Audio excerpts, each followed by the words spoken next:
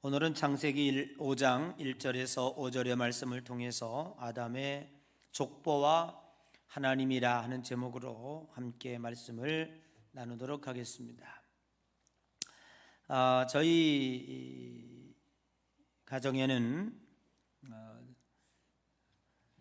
삼촌이 셋이 계신데 그 중에 첫째 삼촌께서는 아주 정말 그 족보에 대해서, 그 조상들에 대한 문제에 대해서 굉장히 관심이 아주 많으신 분입니다. 명절 때 모이면 아주 귀가 따갑다고 할 정도로 족보 이야기를 아주 그저 모인 식구들에게 강의를 합니다. 요즘 젊은 세대에게 족보 이야기를 하면 그 무슨 관심이 있겠습니까? 열심히 강의하시는데 무관심한다 하여 혹 실족하실까봐 형님과 저는 아주 잘 반죽을 맞춰가면서 잘 듣습니다. 김혜김 씨, 저희 김혜김 씨거든요. 김혜김 씨 중에서도 유른공파 26대 손이라 그러면서 그 시조에 대해서 말씀을 하십니다. 고려 말 그 이씨 조선이 들었을 때에 충신이었습니다. 그 유른이라고 아마 역사책에도 나올지 모르겠습니다만 그분이 우리의 시조다 그러면서 늘 재미있는 말씀을 하세요. 너희들은 이제 유언을 하신 거죠.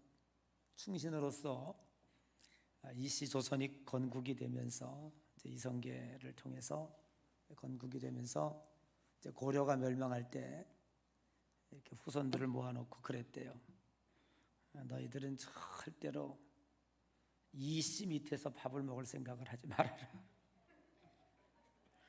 유언이 꼭 들어지는 건 아니에요. 저는 평생 이씨 밑에서 밥을 먹고 삽니다. 아이러니하죠? 그래서 그런지 저희 그 유른공의 그 후손들은 조선 시대 때에 그렇게 크게 출세한 분들이 없어요.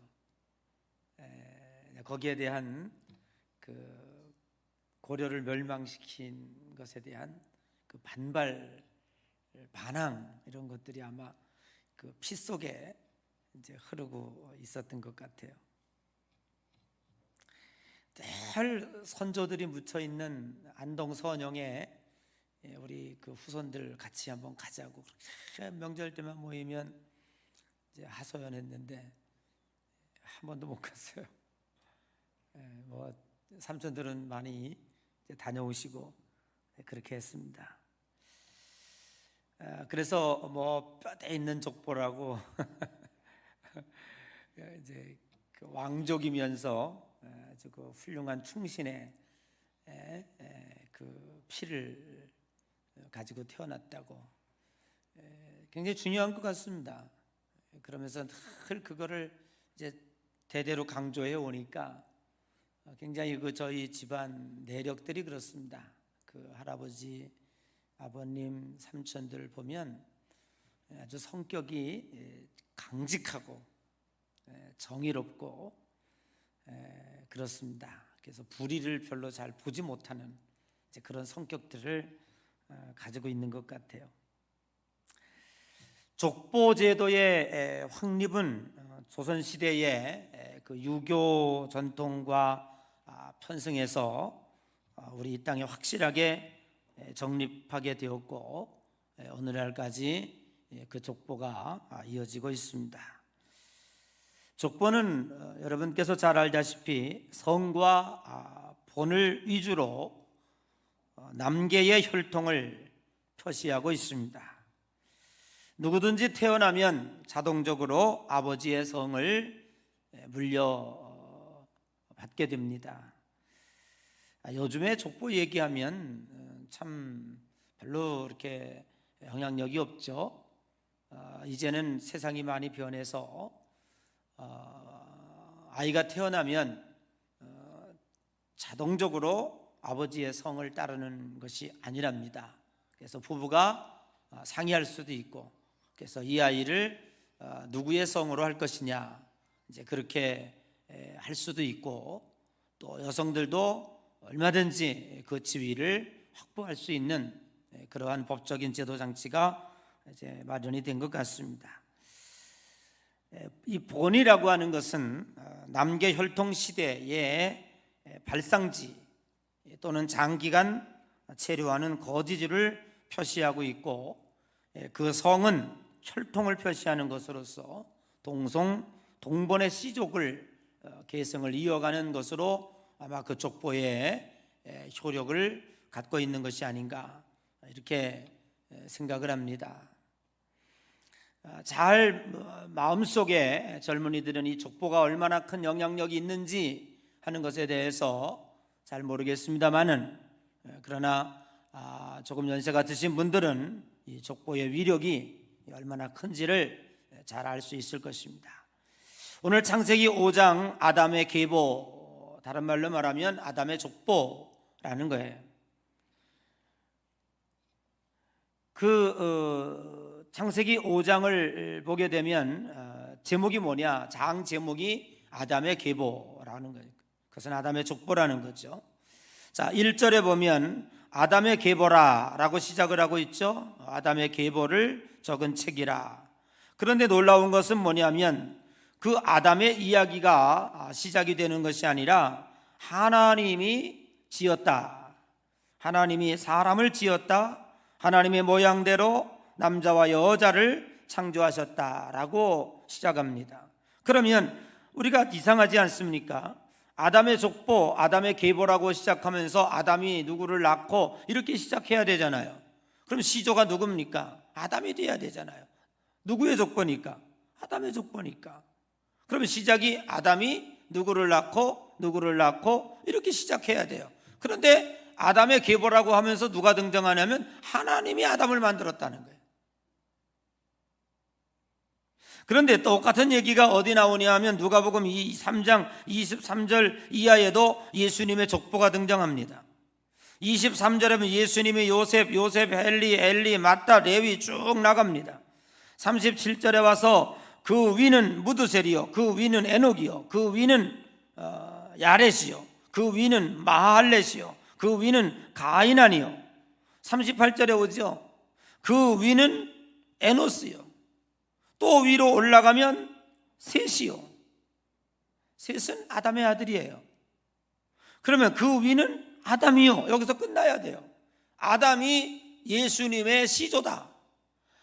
아담이 예수님의 족보를 쭉 나열한 거예요. 지금 예수님 때부터 건너 족보가 올라가 보니까 아담이야, 시조가. 아담에서부터 예수님이 내려온 건데 아담으로 끝나야 되잖아요. 그런데 오늘 누가복음 3장 38절에 그 위는, 여기 말씀 보이죠? 그 위는 누구라고? 하나님이시니라. 이게 오늘 성경이 우리들에게 이야기하고 있는 것이라는 거예요. 모세는 시내산 앞에 모인 이스라엘 백성들에게 하나님이 누구신가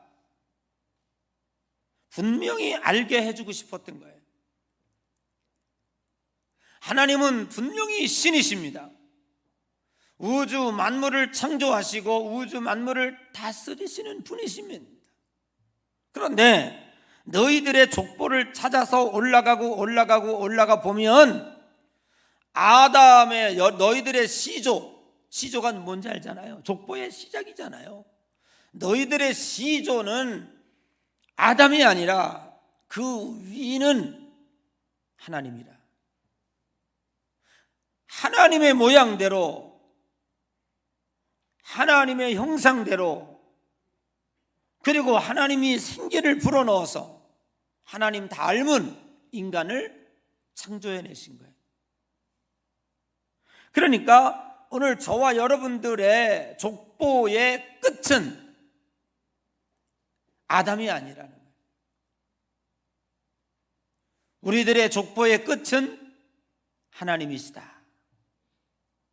이것을 모세는 이스라엘 백성들에게 이야기해 주고 있는 거예요. 하나님은 아담을 만드신 자이시고 아담의 위에 최초 족보의 시조가 하나님이시라는 사실을 분명히 알게 해주고 있습니다. 오늘 우리들이 어떻게 하면 신앙생활을 잘 할 수 있겠는가? 다른 거 없어요. 하나님이 누구신가? 이거를 제대로 알면 오늘 제가 설교하려고 하는 모든 내용이 오늘 우리 정은희 집사님이 특송하신 그 찬양의 가사 가운데 다 들어있어요. 하나님이 누구신가? 제 설교 원고 봤어요? 우리 집에 왔다 갔어? 어저께 왔다 간 것 같은데 꼭 설교 본문을 보고 찬양을 한 것 같아요. 하나님을 바로 아는 것이 우리 신앙의 지름길인데 예수님을 오래 믿어도 하나님을 잘 몰라요. 하나님이 누군지를 잘, 그래서 하나님과 깊은 관계로 못 들어가요. 우리가 자식을 기르다가 보면 아이고 저놈 철들었네 그래요. 그러면 갑자기 무슨 쇳덩어리를 먹었습니까? 그래서 철들었다고 말할까요? 돈을 많이 벌어오니까 철들었네 그럴까요? 아니에요. 여러분, 자식을 기르면서 부모가 그 자식에게 아이고 저놈 이제 철들었네, 그 얘기는 뭐냐 하면 부모의 마음을 안다는 거예요. 나를 위해서 고생하시고 그리고 나를 얼마나 사랑하는 사람이었는지, 우리 엄마 아빠가 나를 얼마나 사랑하고 있는지 그걸 그때서야 깨달아요.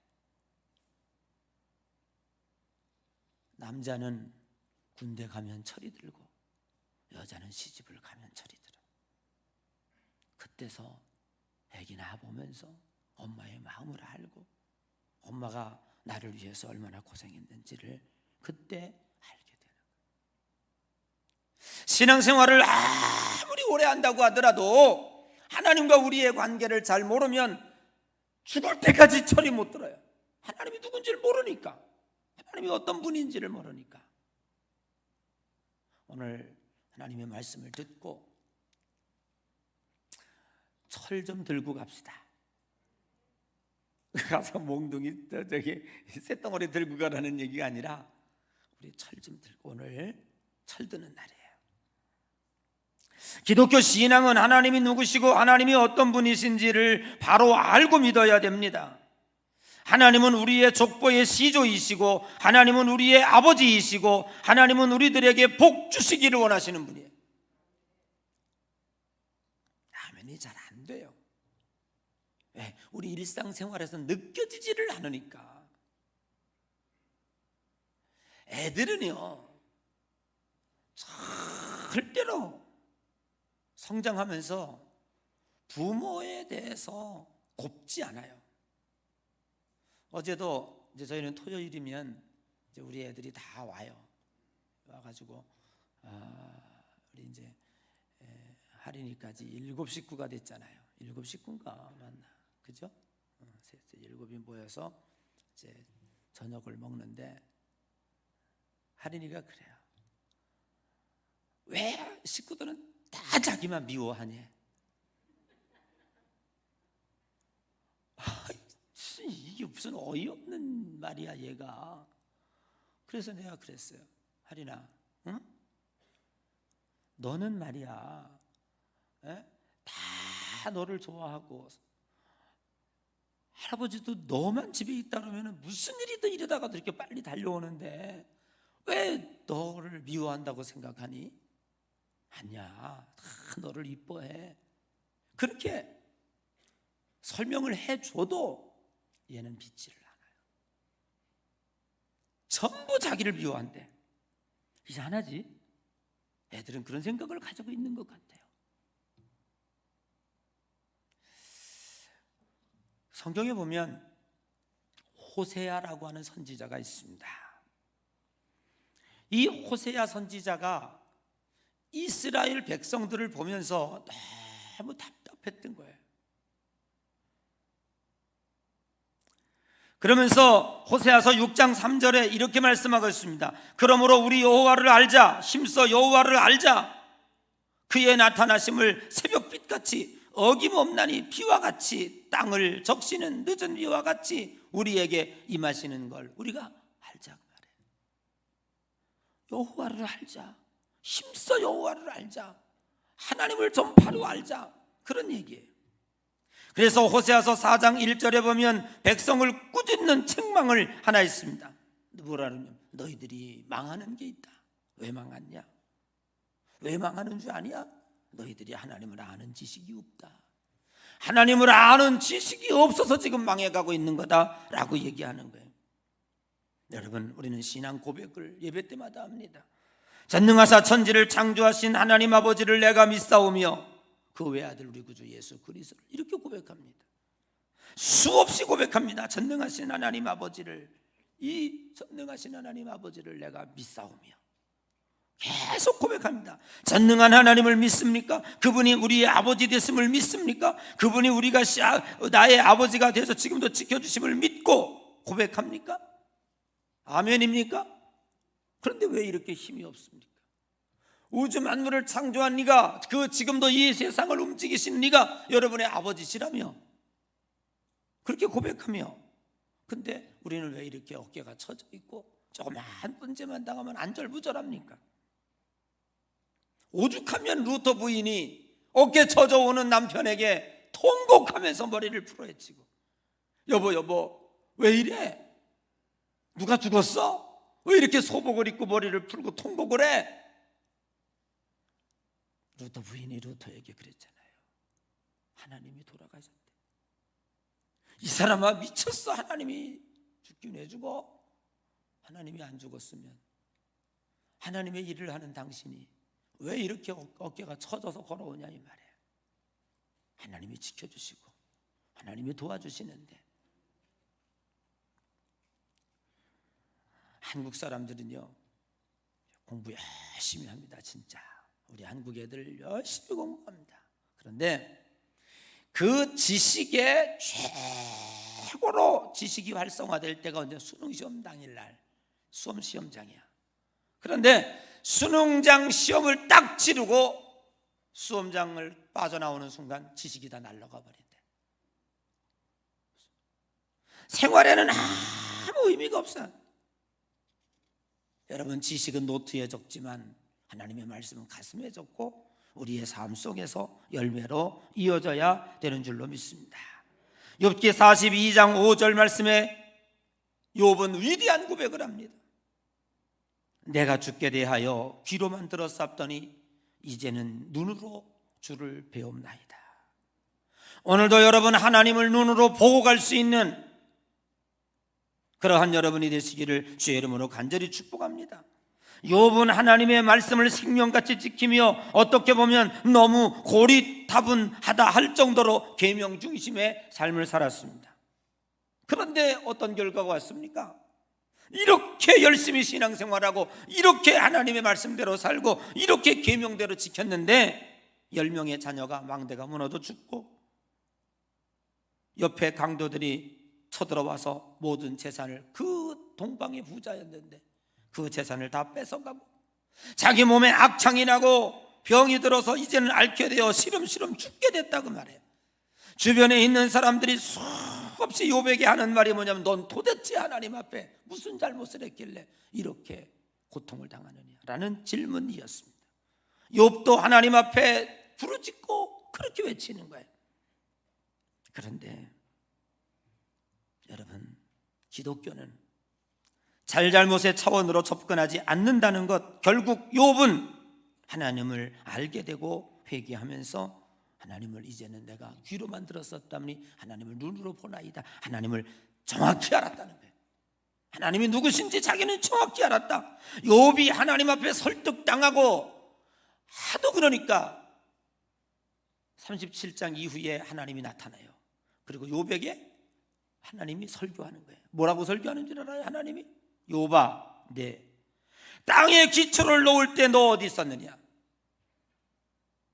내가 이 세상을 창조하고 동물을 창조하고 산과 물과 달과 별을 창조할 때 너 어디 있었니? 너 있었냐? 그거 다 내가 한 거야. 내가 이 우주 만물의 주인이야. 그러면서 쭉 욥에게 설명을 합니다. 그때 욥이 하나님 앞에 두 손을 번쩍 드는 거예요. 하나님은 창조자이시고 하나님은 이 우주 만물을 완벽하게 지으셨고, 그렇지만 내가 세상을 다스릴 때 잘잘못으로 다스리지 않고 끝까지 하나님의 사랑과 보호로 너희들을 축복의 길로 인도한다고 하는 사실입니다. 그거를 욥이 깨닫고 하나님은 우리의 아버지가 되시는구나. 잘못하고 잘하고 계명을 조금 잘 지켰으니 내가 너에게 복 주고 조금 잘못했으니 때리고 이런 하나님이 아니라, 옛 문헌에 어떤 구도자가 한 지혜자를 찾아왔습니다. 그리고 이렇게 물었습니다. 선생님, 제가 선생님으로부터 삶의 의미를 배우고 싶어서 왔습니다. 저에게 삶의 의미에 대해서 가르쳐 주실 수 있겠습니까? 그랬더니 이 지혜자는 고개를 흔들고 불가능하다. 난 너에게 그걸 가르쳐 줄 수가 없다. 그렇게 얘기했어요. 이 구도자가 다시 지혜자에게 물었습니다. 그러면 저에게 삶과 죽음의 본질에 대해서 한번 좀 가르쳐 주시겠습니까? 아니, 그것도 나는 너에게 가르쳐 줄 수가 없어.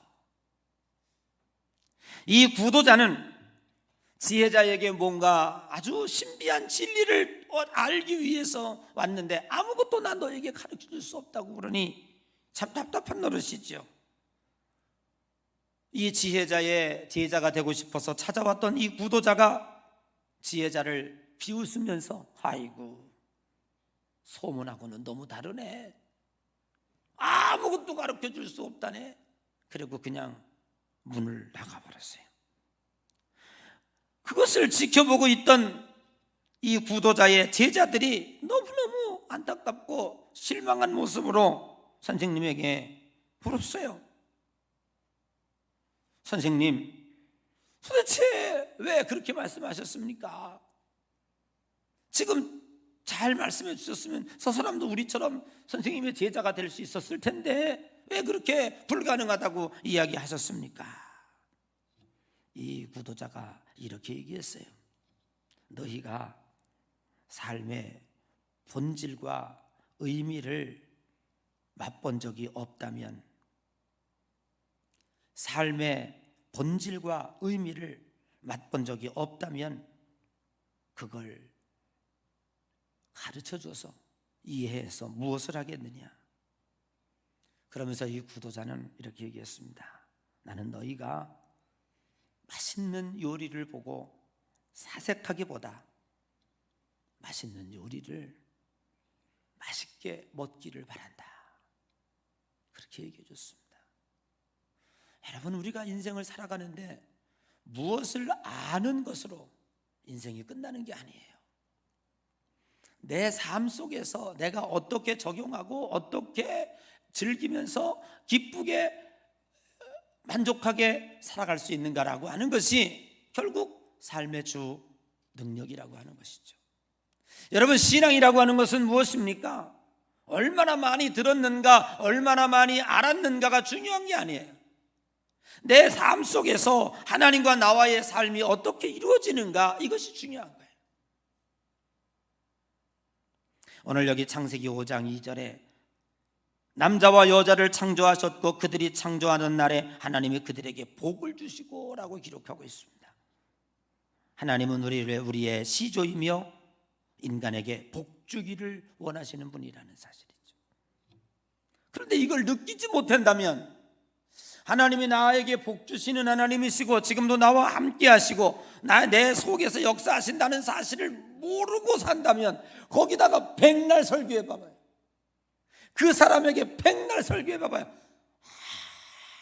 아무 의미가 없어요. 그러니까 우리 기독교인의 신앙이 발전할 수가 없는 거예요. 절대로 그 신앙이 깊어질 수가 없는 거예요.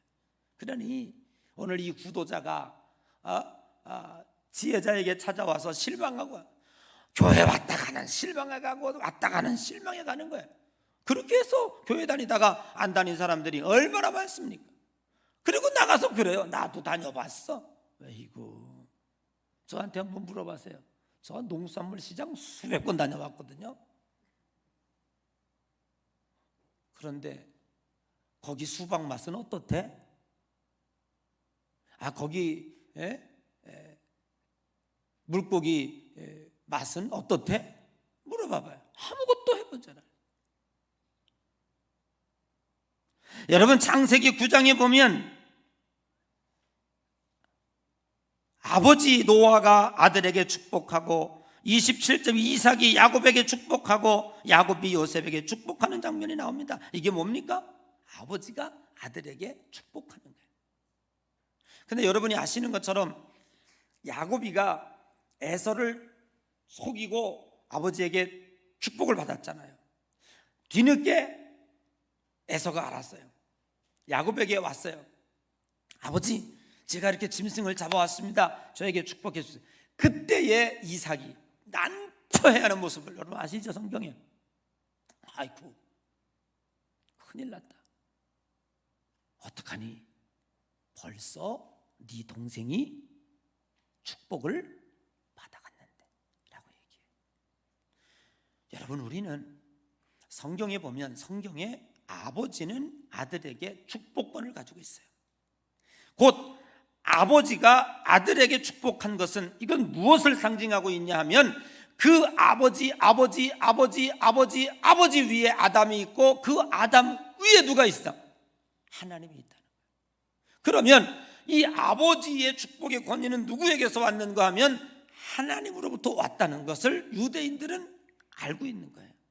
그렇기 때문에 하나님이 한 번 아버지가 축복을 하면 바꿀 수가 없는 거예요. 왜? 하나님의 이름으로 한 거니까. 그래서 야곱에게 축복한 것이 잘못한 것에도 불구하고 바뀌지 않았어요. 그냥 야곱의 축복으로 갔어요. 이해되십니까? 여러분, 이 아버지가 자식에게 축복을 했다고 하는 이것이 바뀌질 아니하고 계속 갈 수 있었던 것은 하나님은 우리의 아버지가 된다는 사실을 성경은 알려주고 있는 거예요.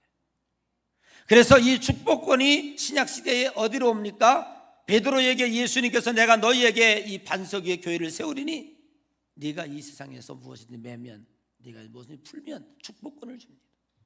그 축복권이 사도들에게 계승되어 오지 않습니까? 그런데 이것을 지금 무엇이 달라요? 다른 게 뭐냐 하면 종교개혁을 통해서 이 개혁이 만인 제사도론으로, 그래서 여러분들도 하나님의 이름을 빌어 누구든지 축복을 할 수 있는 거예요. 할렐루야. 우리 좌우 옆 사람에게 주의 이름으로 축복합니다 해보세요. 그대로 이루어질, 믿는 자에게 그대로 이루어질 거예요. 그래서 여러분들이 빈 축복이 이루어지는 거예요. 하나님이 인류를 창조하셨을 뿐만 아니라 부성애적 차원에서 인류를 대하고 있습니다. 이것이 기독교의 신과 세상에 믿는 신이 완전 다른 거예요. 여러분들이 왜 교회를 다녀야 되고 왜 여러분들이 하나님의 자녀가 돼야 되는지에 대해서 분명히 하고 살잔 말이에요. 대충 하고 넘어가지 말고 이거를 알고 예수 믿어야 된다는 거예요. 하나님은 우리의 신이 아니에요. 하나님은 우리의 아버지예요. 우리의 시조의 시조, 족보의 시조, 아멘. 그러니 좀 철 좀 들자고요. 조금 사업이 안 된다고 안달바가지 떨고 엎어졌다 뒤집어졌다, 예? 조금 질병이 왔다고 뭐 죽네 사네 그러지 말고 다 하나님이 알아서 하시라. 너희는 먼저 그의 나라와 그 의를 구하라. 그러면 이 모든 것을 너희에게 더하시리니. 여러분 보세요. 성경에 공중에 나는 새를 보라, 들에 피는 백합화를 보라. 마태복음 6장 30절에 그러고 있잖아요. 들풀도, 여러분 보세요. 제가 마태복음 6장 30절 한번 읽어드릴게요. 오늘 있다가 내일 아궁이에 던져지는 들풀도 하나님이 이렇게 입히시거든. 자, 그 다음 말씀이 너무 중요하잖아요. 하물며 너희일까 보냐. 너희가 누구요? 우리는 하나님의 자식이잖아. 믿음이 적은 자들아. 우리를 꾸짖고 있는 거예요. 믿음이 적은 자들아. 네? 아버지 옆에 평생 같이 살면서도 왜 식구들은 나만 미워해? 지 의견이라면 그냥 하늘같이 받들어주고, 그냥 요즘에 하나밖에 안 나니까 완전히 왕이야. 왕. 마땅치가 않아. 아주 왕이야. 왕. 아우, 그냥 개가 큰 소리 치면 우리 집안이 다 그냥 꼼짝 못해. 지가 왕이면서 다 자기만 미워한대. 이거 언제 철들겠어? 언제 철들어요? 오늘 여러분 이 믿음을 가지고 내려가셔야 됩니다. 욥의 싸움 두 손 반짝 들었습니다. 내가 계명을 잘 지켜서 하나님이 나를 이뻐하신 게 아니었다. 근본적으로 하나님은 나의 아버지가 되셨고, 내가 실수할 때도 아버지셨고, 잘할 때도 아버지셨다. 지금도 아버지의 사랑으로 나를 지켜주시고 인도하고 계신다. 무릇 너희들이 지킬 만한 것보다 너희들의 마음을 지키라고 했습니다. 내 마음이 무너지면 아무것도 할 수 없어요. 세상은 마음 먹기 나름이야. 근데 그 마음은 어디서 와? 하나님이 나를 사랑하고 계시고 끝까지 나를 지켜주실 것이고 책임져 주실 것이다. 세상에 나가서 실수해도, 내가 잘못해도 하나님은 반드시 로마서 8장 28절에 합력하여 선을 이루시느니라. 반드시 하나님은 좋게 만들어 주실 것이다. 그러니 여러분 세상에 나가서 다 담대하게, 하나님이 여호수아에게 너는 강하고 담대하라. 내가 너와 함께하느니라. 모세와 함께했던 것 같이 내가 너와 함께 하리라. 여러분 지경을 넓히십시오. 담대하십시오. 의기소치 마십시오. 잠깐 좀 어려워진다고 해서 포기하지 마시오. 마음 먹기 나름이에요. 그대로 이루어지는 거예요. 조금 우리 예수 믿는 사람들이 스케일을 크게 했으면 좋을 것 같아. 좀, 네. 좀 큰맘 먹고 살아야죠. 네. 그렇게 포용하고 받아들이고 하나님께서 해결해 주실 것이라는 믿음을 갖고, 여러분 오늘 이 시간에 꼭 예외 없이 철 들어가는 여러분 되시고, 하나님이 우리 족보의 시조다. 너의 시조는 누구냐? 쪽팔리게 돈 따지지 말고 이제부터는 우리의 시조는 하나님이시다. 그렇게 믿으시고 나가시는 여러분 되시기를 바랍니다. 제가 39살에 여기 와가지고 이거 지었어요. 어제 우리 애들이 제 안수 받을 때 사진 이런 걸 보더니, 또 교회 질 때 사진 보더니 참 싱싱하다 이러더라고. 지금은 맛이 갔나? 여러분 제가 이렇게 여기서 그냥 늙었습니다. 아시죠? 알아주긴 하나 모르겠어 이 사람들이. 에? 아이고 참. 그렇게 여기 와서 이제 질 때 자리가 여기 얼마나 좋습니까? 이제 돈이 없어가지고 이제 처음에는 우리가 1층에다가 이제 은행을 넣었잖아요. 은행 5개가 붙었잖아. 근데 국민은행 그 영업과장이 저를 철철철철 따르면서 맨날 그래. 뭐라 그러는지 아세요? 제가 목사인 줄 몰랐어. 그때 질 때만 해도 교회를 짓는다 반대할까 봐 몰랐어. 너무 젊잖아. 또 제가 동안이니까 젊어 보이잖아. 어려 보였지 집 올 때는. 그러면서 저한테 차 한잔 하재. 그러면서 뭐라 그러냐면, 사장님은 아버지가 부자신가 봐요. 그러는 거야. 그래서 내가 답을 안 해주다가 나중에 답을 해줬어. 우리 아버지는 부자시라고. 누구냐? 예금 좀 유치하게. 그래서 내가 그랬다. 우리 아버지는 하늘에 계시다고. 그분이 우리 아버지시라고 그랬더니 그냥 가시더라고. 여러분 그냥 가지 마십시오. 우리 하나님 잘 잡으셨으니까 하나님이 여러분과 함께 하신다는 믿음을 갖고 여러분 이 어려운 믿음의 이 세상 삶을 승리하며 나가는 여러분 되시기를 주의 이름으로 간절히 축복합니다. 기도하겠습니다.